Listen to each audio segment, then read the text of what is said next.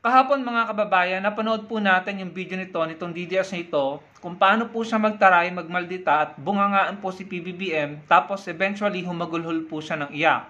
Mapapanood niyo po yung video niya dito sa channel natin, bago po itong video na ito, itong pinapanood niyo, no? So, yung video, bago ang video na ito, yung po yung video niya. Nagbigay tayo ng reaction sa kanyang pag-iyak, paghagulhol, pero nagtaray po siya bago po siya umiyak at humagulhol, no? Nagmaldita muna.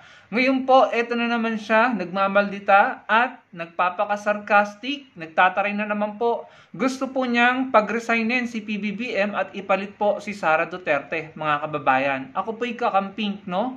Alam niyo naman po kung sino binoto ko noong 2022, si Mayor Leni Robredo. Pero mas na-appreciate ko po si PBBM kumpara kay Sara Duterte dahil alam ko, nagtatrabaho po si PBBM. Kumpara kay Sara na naandun sa ibang bansa hanggang ngayon, if I'm not mistaken, hindi pa rin po umuwi. Pakinggan po natin ang babaeng ito, ang DDS na ito, kung paano po siya magpaka-sarcastic at magmaldita at talagang napakawala po sa katwiran dahil mas gusto pa niyang paalisin sa pwesto yung nagtatrabahong presidente at ang ipalit ay si Sara Duterte na lagi po nasa ibang bansa. Pakinggan po natin. Mga kalorki, sa ganitong sobrang sagaran ng kawalang hiyaan na kawan dito sa bayan, hindi si Inday Sara ang pag-asa natin. Maniwala kayo sa akin, hindi si Inday ang sagot. Si Ngagva. Si President BBM lang ang pag-asa natin ngayon para matapos na ang kawalang hiyaang ginagawa sa ating mga Pilipino. Paano? Simple lang. Bumaba ka sa pwesto, isama mo yung mga kaalyado mo. Tingnan natin kung hindi matapos ang kawalagian ang nakawan na ginagawa nyo sa pera ng taong bayan. Diba napakasimple?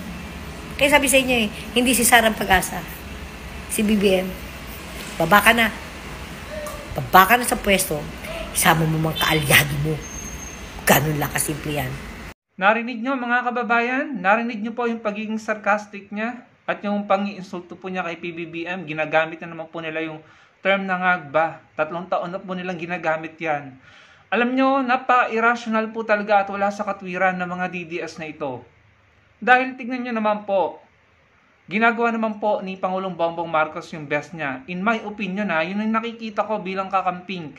Yung pagsiwalat ngayon sa mga flood control corruption, na dawit po yung pinsan niya, hindi po niya pinapakialaman, pinagpapatuloy pa niya. Wala po siyang pakialam kung may masagasaan kahit kaalyado niya at kahit pinsan pa niya. Narinig naman po natin sa mga hearing na banggit po ang pangalan ni Speaker Martin Romualdez.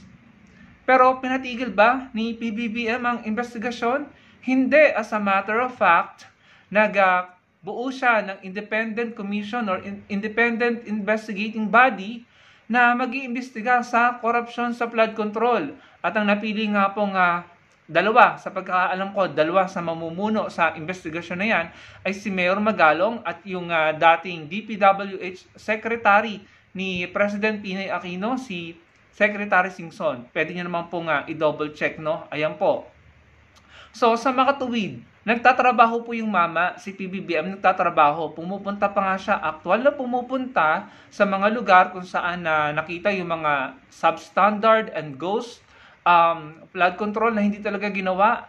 And yung iba pa niya pinupuntahan na may kinalaman sa agriculture, may kinalaman sa pinatayong ganito, pinatayong infrastructure, pinatayong solar farm, yung ginagawang sa Subic yata ito na magbubuhayin yung pagawaan ng mga barko doon. In short, nakikita naman po natin na nagtatrabaho yung tao. Tapos, etong mga ito, sa kagustuhan na paupuin si Sara Duterte, nananawagan na paalisin si PBBM. Kaya talagang sinasabi ko sa inyo, yung pagsasalita ng mga DDS na yan patungkol sa corruption ngayon, personal interest. Nagsasalita sila dahil gusto nilang ipalit yung kanilang mga poon. Paano po tayo matutuwa sa kagustuhan nila?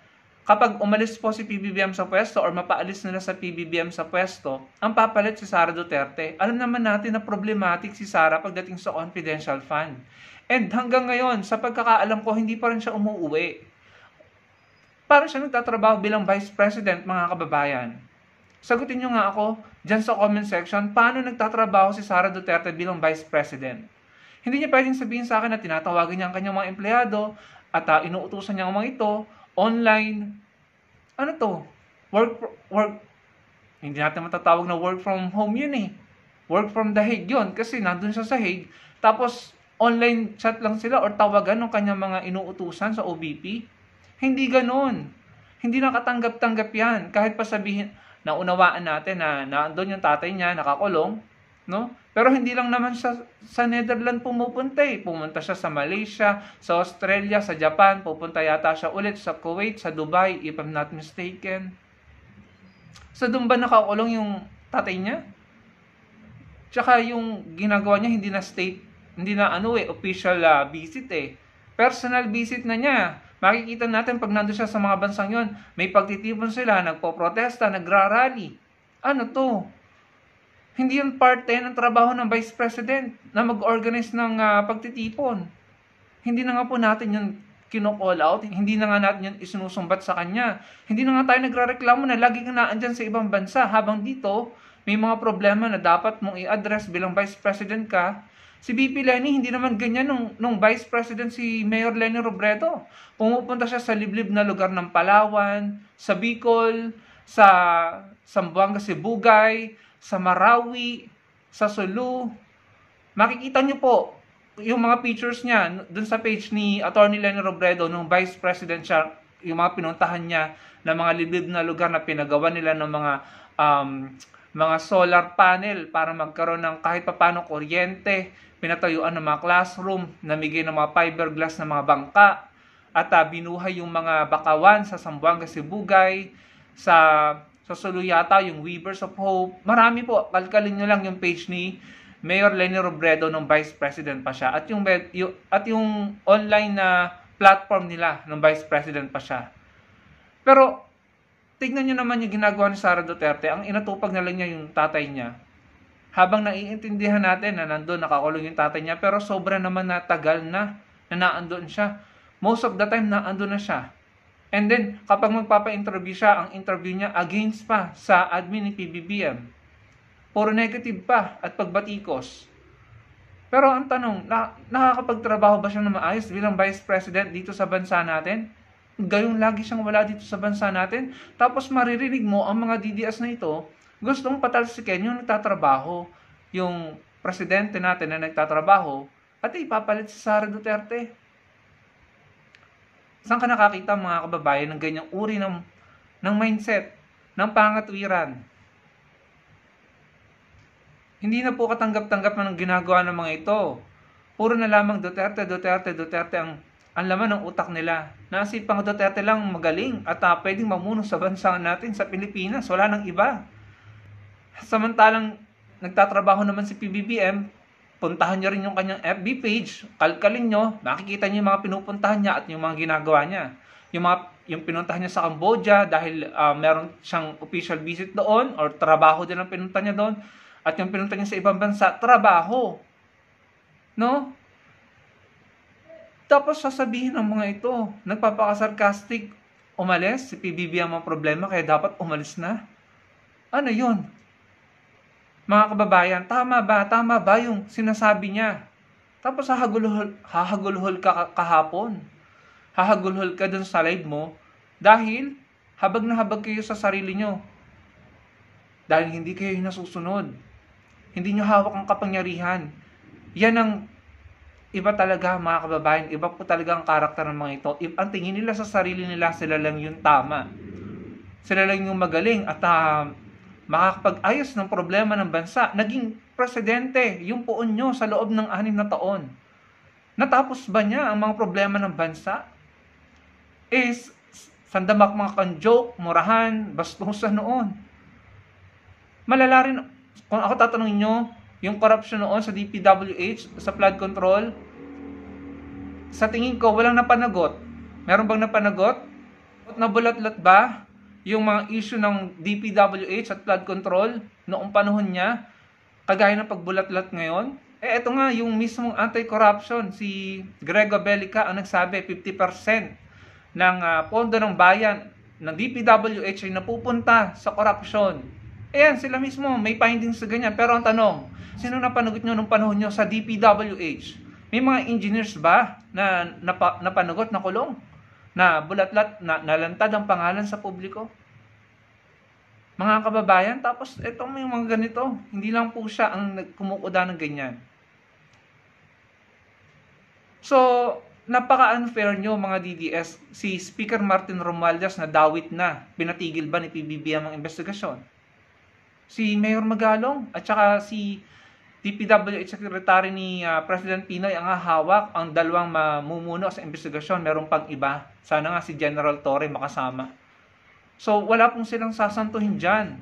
Kaya mga kababayan, nakakasama po ng loob na maririnig mo ang mga taong ito na pansariling interest lang po talaga ang pinupush nila. Ang kanilang inilalaban, pansariling interest, hindi para sa bayan. Kailangan lang na mailigtas ang mga Duterte, hindi mabusisi ang mga Duterte, hindi makulong si Duterte, hindi ma-impeach or hindi matuloy ang impeachment trial. Kung talagang sincere kayo sa paglaban sa korupsyon, lahat yan. Wala kayong pipiliin, wala kayong poprotektang pamilya or political dynasty. Lahat dapat. Halatang halata kayo mga DDS kayo, bias, double standard, hypocrite, at kayo ay nagsasalita lamang para maupo ang mga iniidolo nyo at mapatalsik ang mga kalaban ng mga poon nyo. Ganun lang kasimple mga kababayan. Very obvious. Kaya hindi kami naniniwala sa mga paiyak-iyak nyo, yung sinasabi nyo, magdadasal-dasal kayo. Kaya yung dasal nyo hindi tinutupad ng Panginoon dahil hindi kayo ang tama. Hindi kayo ang nasa katwiran. Wala kayo sa katwiran. Kaya kahit ilang taon na kayo nagdadasal, nagmamaisog rally, prayer rally, rally for hope, hope. Ano ba yung mga rally nila? Peace rally, hope rally. Walang napala. Wala silang napala kasi mali. Sa lahat na nangyari ngayon sa bansa, in my opinion, mga DDS po ang may kasalanan. Ang ganda na po ng trajectory ng ekonomiya ng Pilipinas noong time ni Pinoy. Iniwan ni Pinoy ang Pilipinas kay Duterte na sinasabi ng mga eksperto ay kapag nagtuloy-tuloy yung economic boom ng Pilipinas sa tourism, magiging first world country ang Pilipinas by 2050. Pero anong nangyari? Dahil naniwala kayo sa 3 to 6 months at jet ski at na-brand ang Pilipinas na parabang disaster na nung panahon nung 2016 at pinaresent nyo si Duterte bilang tagapagligtas at problem solver at makakapag-solve ng mga problema ng Pilipinas. Sabi nyo pa nga, chess master, master tactician. Pero anong nangyari? Disaster pala. Isa palang malaking joke, mga kababayan. Yun ang realidad. Tignan nyo, ang dami palang korupsyon sa DPWH. Yung Farmally, yung overpriced laptop, yung pastillas. Ano pa, yung mga ayuda na kinukurakot, yung ayuda ng panahon ng pandemya. Yung Santa Makmak na nakapasok na pinagbabawal na gamot sa custom. At napakarami pa po, kung ililista natin. So, mga kababayan, wag po nating hayaang manaig ang narrative ng mga ito sa social media sa publiko. Ginagawa lang nila yung mga ginagawa nila at sinasabi nila yung mga sinasabi nila dahil gusto nila, mga Duterte ang mamuno at humawak ng kapangyarihan. Problematic din naman. So, yun lang mga kababayan gusto kong ibahagi sa inyo. Wag po tayong magpalinlang, wag po tayong magpauto. Maging matalino po tayo. Salamat po sa panonood. Sana po i-like ng video natin at makapag-komento kayo at magkita-kita po tayo sa susunod kong video. Salamat po.